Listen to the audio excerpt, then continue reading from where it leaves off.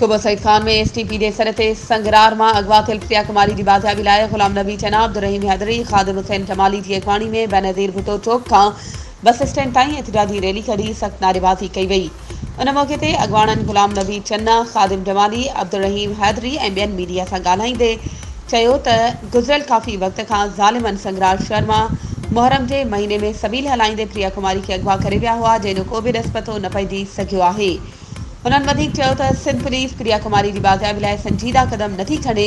Police की ख़ामोशी में साफ़ ज़ाहिर है त प्रिया कुमारी के अगवा कंदड़ टोलो कानून का ताक़तवर आहे।